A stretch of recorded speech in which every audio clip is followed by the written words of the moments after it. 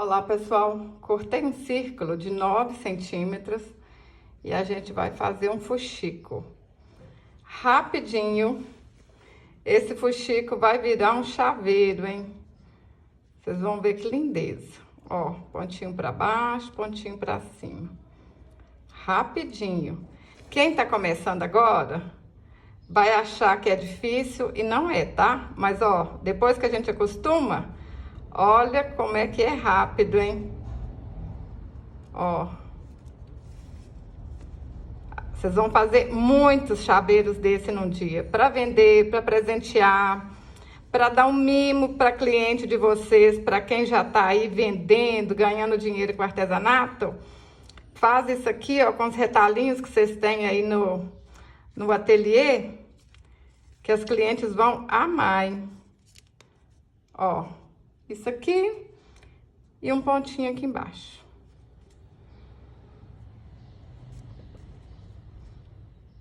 Fiz 2 fuxicos. Cortei um retalho de 7 centímetros por 4 centímetros. Aí a gente dobra aqui assim no meio, dobra de novo. Pode passar o ferro aí, ó, que vai ficar bem certinho. Aí eu vou usar aqui, olha, uma argola de chaveiro. E faço assim, ó. Quem não tiver argolinha, pessoal, não coloca argolinha, que aí depois, quem for usar esse chaveiro, as chaves costumam que já vem com essa argolinha, tá bom? Se você não tem a argolinha, não tem problema nenhum. Faz só com esse tecidinho aqui, ó. Agora a gente coloca aqui assim. Olha que legal, hein? Ajeita aqui. Passa um tantinho bom de cola quente, pra não soltar, pra ficar bem seguro aqui mesmo.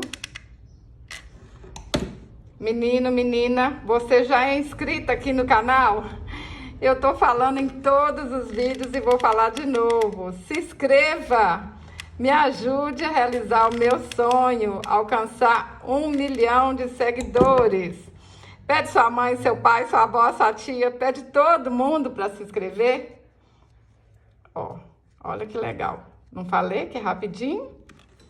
E para arrematar, vocês podem colar o que vocês quiserem, o que vocês tiverem aí em casa.